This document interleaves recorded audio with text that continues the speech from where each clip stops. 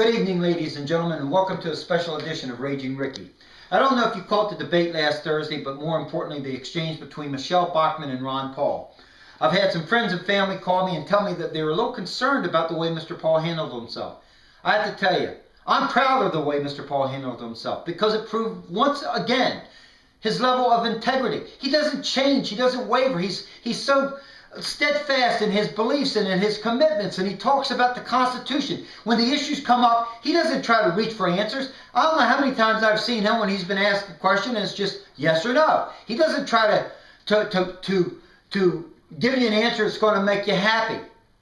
He told us over 30 years ago that one of the greatest threats that's going to this nation would be our monetary system.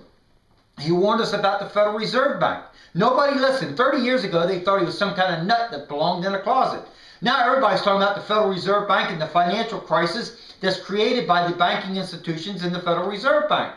We don't have 30 years to waste on a foreign policy that is going to absolutely bury us. Think about this for 1 second. If we continue supporting 900 bases in 135 countries, we will have to worry about a little country like Iran because we won't have enough money to build a defense to defend ourselves. We need to take our defenses from all over the country, all over the world, bring them home, and say to any other country, if you want our naval bases there, or if you want our Air Force bases or Army bases, you pay for them. You pay every dime it costs for us to have troops in your country. Make no mistake about it.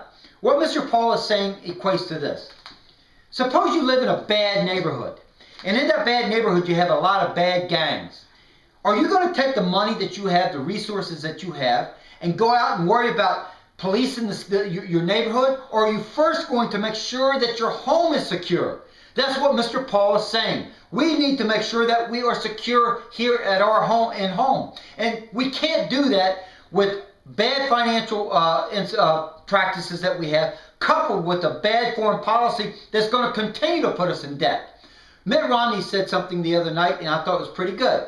He said that America's strength is peace's greatest ally. I couldn't agree with him more. Mr. Paul says, let's make America strong. Make us a fortress for all the world to know. You don't mess with us. And if you do, you pay the consequences. But don't go out and pick battles and start fights.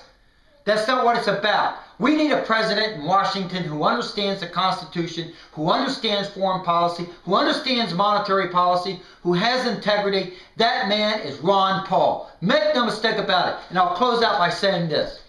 America, do not, under any circumstances, fall prey to these talking heads out there who don't have a clue about what made this country great.